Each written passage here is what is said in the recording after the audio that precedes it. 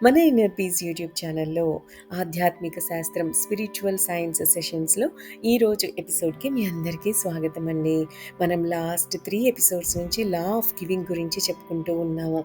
So మనం different examples చెప్పుకున్నాం, different సిచ్యుయేషన్స్ని discuss చేసుకున్నాం.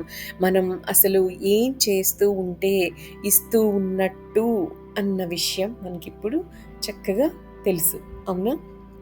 సో ఇవ్వటం అన్న ఒక్క సూత్రంతో జీవితం అంతా అద్భుతంగా మారిపోతుంది అని అనుకున్నాం. మనకి ఫ్యూచర్లో ఏం కావాలి అని అనుకుంటున్నామో దానిని ఈ క్షణం నుంచి మన స్తోమతకు తగ్గట్టుగా ఇవ్వడం మొదలు పెడితే మనం కావాలనుకున్నది ఫ్యూచర్లో మన జీవితంలోకి వచ్చి తీరుతుంది అని చెప్పుకున్నాం, అవునా? ఇప్పుడు సమస్యలు వస్తున్నాయి అంటే ఏదో ఇవ్వటం లేదు అని అర్థం. అనారోగ్యం వచ్చింది అంటే శరీరానికి కావలసినవి ఏవో ఇవ్వటం లేదు అని అర్థం, అవునా? సో మనం అబ్జర్వ్ చేసుకోవాలి. లేట్ నైట్ వరకు మేల్కొని ఉంటున్నామా, పనిలో మునిగిపోయి ఎప్పుడు పని ధ్యాసలోనే ఉంటున్నామా, శరీరానికి మనసుకి ఉల్లాసంగా ఉండటానికి అవకాశం ఇవ్వటం లేదా మనం? ఇలా ఏమి నిర్లక్ష్యం చేస్తున్నాము అన్నది మనం అబ్జర్వ్ చేసుకోవాలి. ఏదో ఒకటి మనం నిర్లక్ష్యం చేయటం జరిగి ఉండాలి. మనం అబ్జర్వ్ చేసుకుంటే మనకు ఆ విషయం తెలుస్తుంది. సరిగ్గా ఆహారం తీసుకోవటం లేదా, ఎక్సర్సైజ్ ఏమీ చేయటం లేదా, ఇవన్నీ కూడా మనం అబ్జర్వ్ చేసుకోవాలి. అలా మనం అన్నీ కరెక్ట్‌గా మన బాడీకి కావాల్సినవి ఇస్తూ ఉన్నప్పుడు అది సంపూర్ణ ఆరోగ్యంతో ఉంటుంది. మనం ఏది మిస్ చేసినా మనకి అనారోగ్యాన్ని తీసుకొచ్చి మన ముందుంచుతుంది. అలాగే సక్సెస్ కానీ, ఫెయిల్యూర్ కానీ, ఒకడిని మోసం చేయడం కానీ, విద్యాదానం కానీ, ధనముని దానం చేయడం కానీ, శ్రమదానం చేయడం కానీ, ఇలా మనం ఏది ఇస్తే అది తిరిగి మన వద్దకు వస్తుంది ఎన్నో రెట్లు ఎక్కువగా. మనకు అపజయం కలిగింది అంటే ఎవరో ఫెయిల్ అవ్వటానికి మనం కారణం అయ్యి ఉంటామేమో అబ్జర్వ్ చేసుకోవాలి. ఎవరినన్నా మనం మోసం చేస్తే మనం కూడా మోసపోతాం. ఎవరికైనా సక్సెస్ అవ్వటానికి హెల్ప్ చేస్తే మనకి కూడా లైఫ్‌లో సక్సెస్ వస్తుంది. ఎవరికైనా మనం జ్ఞానాన్ని పంచితే మనకు కూడా ఎన్నో రెట్లుగా జ్ఞానం లభిస్తుంది. ఇలా ఏది ఇస్తే అది మన దగ్గరకు తిరిగి రావడం ఖాయం. ఇప్పటి నుండి మనం కోరుకున్నది ఏదైనా మనకు రావటం లేదా అని మనకి మనం ఒక్కసారి ప్రశ్నించుకోవాలి. ఒక్కసారి ఆలోచించుకోవాలి. అలా ఆలోచిస్తున్నప్పుడు ఎక్కడో మనకి భయం ఉన్నట్టు, మన మనసులో ఎక్కడో భయం ఉన్నట్టు మనకి అనిపించవచ్చు. ఎక్కడో మనం ఇవ్వటం లేదు అని కూడా మనకి తెలియవచ్చు.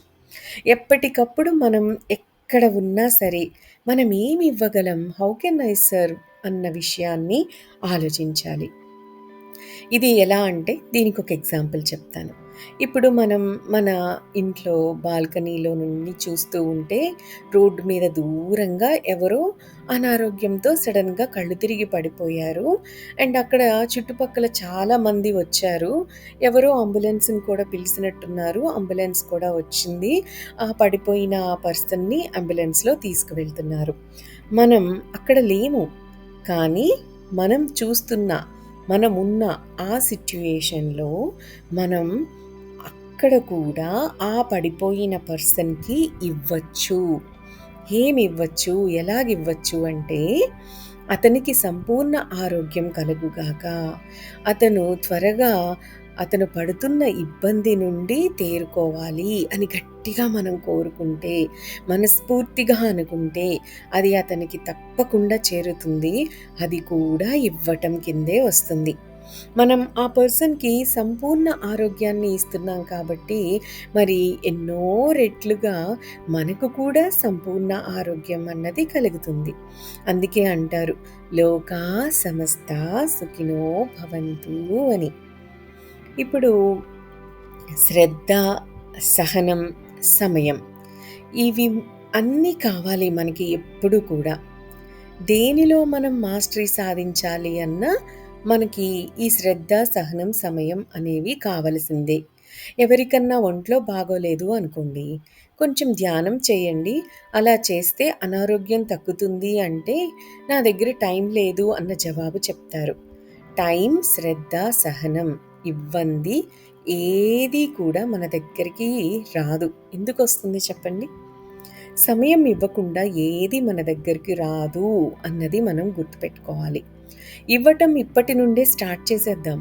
శరీరానికి ఇద్దాం, మనసుకి ఇద్దాం, జ్ఞానాన్ని పెంచుకోవడానికి పుస్తకాలకు మన కళ్ళను ఇచ్చేద్దాం, గురువులకు మన చెవులను ఇచ్చేద్దాం. అప్పుడు గురువు చెప్పేవన్నీ మనకి బాగా అర్థమవుతాయి. ధ్యానానికి కూడా మనం టైం ఇద్దాం. ఇవి ఇవ్వటానికి టైం లేదు అంటే ఆరోగ్యాన్ని కోరుకునే హక్కు మనకి లేదు. శరీరానికి ఇవ్వాలి, మనసుకి ఇవ్వాలి, జ్ఞానం పెంచుకోవడానికి మన సమయం ఇవ్వాలి, పుస్తకాలు చదవడానికి సమయం ఇవ్వాలి, మెడిటేషన్ కోసం టైం ఇవ్వాలి. శరీర ధర్మము, సంఘ ధర్మము, ఆత్మధర్మము పాటించి తీరాలి. ఇప్పుడు మనకి కారు చక్కగా ఎవ్రీడే అది రోడ్ మీద పరిగెత్తాలి అంటే దాన్ని చక్కగా మనం ఆహ్, టైంకి సర్వీస్ చేయించాలి. అలాగే దాన్ని క్లీన్‌గా పెట్టుకోవాలి. దుమ్ము, మరకలు, మట్టి లేకుండా చక్కగా ఉంచుకోవాలి. ఆయిల్ చేంజ్ చేస్తూ ఉండాలి టైంకి. అలా దాన్ని చక్కగా చూసుకుంటూ ఉంటే అది చక్కగా రోడ్డు మీద పరుగులు పెట్టేది. మన శరీరం కూడా ఒక యంత్రమే. దాన్ని కూడా శ్రద్ధగా చూసుకోవాలిగా. మనకు మనం కూడా మనం ఇచ్చుకుంటూ ఉండాలి. మనకు మనం ఇచ్చుకునేవేమిటి? ధ్యానం చేస్తే మనకి మనం ఇచ్చుకున్నట్టే. మౌనంగా ఉంటే మనకి మనం ఇచ్చుకున్నట్టే. బుక్స్ చదువుతూ ఉంటే మనకు మనం ఇచ్చుకున్నట్టే. ట్రెక్కింగ్, పిక్నిక్, ఫ్రెండ్స్‌తో ఔటింగ్ ఇవన్నీ కూడా మనకి మనం ఇచ్చుకుంటున్నట్టే. మనసుకు సంగీతాన్నివ్వాలి, బుద్ధికి కొత్త విషయాలనివ్వాలి, ఆత్మకు ధ్యానాన్ని ఇవ్వాలి. ఇలా ఇస్తూ ఉంటే అద్భుతమే ఇంకా. అందరూ మన గురించి మంచిగా మాట్లాడుకోవాలి. ఎవ్వరు కూడా ఒక్క మాట కూడా మన గురించి చెడుగా మాట్లాడకూడదు అంటే, మనం కూడా ఇతరుల గురించి ఎప్పుడూ మంచిని మాత్రమే మాట్లాడాలి. నోరు మంచిదైతే ఊరు మంచిదవుతుంది అంటారు కదా! ఇప్పుడు మార్నింగ్ నుండి ఈ ప్రపంచం గురించి, ప్రపంచంలో జరిగే వాటి గురించి, ఈ పాలిటిక్స్ గురించి నెగెటివ్‌గా మాట్లాడుతూ మేము పర్ఫెక్ట్ అనుకుంటే మన గురించి ప్రపంచం ఏం మాట్లాడుతుంది? ప్రపంచం గురించి నెగెటివ్‌గా మాట్లాడితే ప్రపంచం కూడా మన గురించి నెగెటివ్‌గా మాట్లాడుకోవడం అనేది మన దగ్గరకు తీసుకువస్తుంది. అవునా? సో, ఎనిమీస్ మనలోకి వద్దు అనుకుంటే మనం ఎవ్వరికీ ఎనిమీగా మారకూడదు. ఫ్రెండ్స్ మన లైఫ్‌లోకి రావాలి అంటే మనం అందరినీ ఫ్రెండ్స్‌గానే ట్రీట్ చేయాలి. ఎరుకతో వీటన్నిటిని చేంజ్ చేసుకుంటూ రావాలి. అప్పుడే లైఫ్ సంపూర్ణమవుతుంది. అవునా? మరి జీవితం అంటే ఇవ్వటం, పుచ్చుకోవటం. ఈ 2 మాత్రమే జీవితం. 5 ఫింగర్ కాన్సెప్ట్ తెలుసా మీకు? ఈ కాన్సెప్ట్‌లో ఫస్ట్‌ది ధ్యానం. ఆత్మకు ఇవ్వటం లాంటిది ధ్యానం. తరువాత స్వాధ్యాయం అంటే బుక్ రీడింగ్. మనసుకి, బుద్ధికి ఇవ్వడం లాంటిదనమాట ఇది. తరువాత సజ్జన సాంగత్యం అంటే స్నేహం చేయటం. స్నేహం ఎందుకు చేస్తాము? సజ్జన సాంగత్యం అంటే అనుభవాలను పంచుకోవటమే. ఈ అనుభవాలను ఎటువంటి అనుభవాలను పంచుకోవాలి? ఆత్మానుభావాలను. అంటే ఆత్మజ్ఞానాన్ని పంచుకోవడం. అంటే అక్కడ ఏమి జరుగుతుంది? ఆత్మజ్ఞానాన్ని ఇవ్వటము జరుగుతుంది. అలాగే ఆత్మజ్ఞానాన్ని పంచుకోవటం కూడా జరుగుతుంది. ఇక 4వది ఆచార్యులతో సాంగత్యము. గురువుతో ఉండటం అన్నమాట. అలా గురువుతో ఉన్నప్పుడు మనం మౌనంగా గురువు దగ్గర కూర్చున్నా సరే, గురువు నుండి మనం జ్ఞానాన్ని పొందుతాం. గురువుకు సేవ చేసి, ఆయన చెప్పిన మాట విని, ఆయన అవసరాలు తీరిస్తే అతని యొక్క బ్రహ్మజ్ఞానం మనకు ఇవ్వబడుతుంది. ఇక 5ది టీచింగ్. మనకు ఏమి వచ్చో, మనం ఏమి నేర్చుకుంటామో అది అందరికీ చెప్పడం. ఒక 10 మందికైనా చెప్పడం. ఇది ఇక అల్టిమేట్ అనమాట.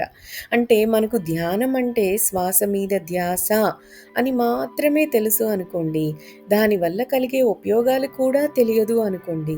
మనకు తెలిసిన ఆ శ్వాస మీద ధ్యాస గురించి మాత్రమే మనం ఒక 10 మందికి చెప్తామన్నమాట. మనం ఏమి వింటామో, ఏమి చదువుతామో అది 10 మందికి పంచుదాం. మనం పంచిన వాళ్ళు అది వింటారా? వినరా? ఫాలో అవుతారా? అవ్వరా? వాళ్ళు స్వీకరిస్తారా? స్వీకరించరా? అన్న దానితో మనకి సంబంధం లేదు. మనం జ్ఞానం పంచుతున్నాము. అది విశ్వానికి తెలుసు. ఆ విశ్వం మనకు 100 రెట్ల జ్ఞానాన్ని తిరిగి ఇస్తుంది. మనం నేను ఇవ్వలేను అంటే దాని అర్థం ఏమిటి? మన దగ్గర లేదు అని. సో, ఈ విశ్వానికి మనం ఏం చెప్తున్నట్టు? నా దగ్గర లేదు అని చెప్తున్నట్టు అర్థం కదా! అప్పుడు మరి విశ్వం కూడా మనకివ్వడం ఆపేస్తుందిగా. యద్భవం తద్భవతి కదా! లేదు అని అన్నామా, మరి ఆ లేదు అన్నదే మన దగ్గరకొస్తుంది. Start giving from this moment. మనం ఇవ్వకుండా మనకేమీ రాదు. అదే రూల్. దానిని మర్చిపోకూడదు. ఫ్యూచర్‌లో మనకేం కావాలి, మనం ఎలా ఉండాలి అని అనుకుంటున్నామో, మనం ఇవ్వటం ఈ క్షణంలోనే మొదలుపెట్టేద్దాం. ఇవ్వటం అంటే ఏదో పెద్ద పెద్దగా హ్యూజ్‌గా ఇవ్వటం కాదు. మనకున్న దానిలో కొంత, కొంత పర్సెంటేజ్, అది ఎంత చిన్న పర్సెంటేజ్ అయినా పర్వాలేదు. ఫ్యూచర్‌లో ధనం కావాలి అంటే ఇప్పుడు మన దగ్గర రూ. 10 ఉంటే ఒక్క రూపాయి ఇద్దాం. కానీ ఇవ్వటం అన్నది మొదలుపెట్టేయాలి అందరం. మన శరీరానికి, మనసుకి, ఆత్మకు, సంఘానికి ఇవ్వటం స్టార్ట్ చేయాలి. మనం ఎక్కడున్నా, ఏం చేస్తున్నా అక్కడ మనం ఎవరికైనా ఏమన్నా ఇవ్వగలమా అన్నది ఆలోచించాలి. ఇవ్వటం అంటే డబ్బు ఒక్కటే కాదు. దానం చేయటానికి శారీరక శ్రమ, సలహా, తెలివితేటలు, ఆలోచనలు, మోరల్ సపోర్ట్, ఇన్ఫర్మేషన్ షేరింగ్ ఇలా ఏవైనా దానం చేయొచ్చు. ఇస్తూ వెళ్దాం. దాని 100 రెట్లు తిరిగి, 1000 రెట్లు తిరిగి ఈ విశ్వం నుండి మనం పొందుతాం.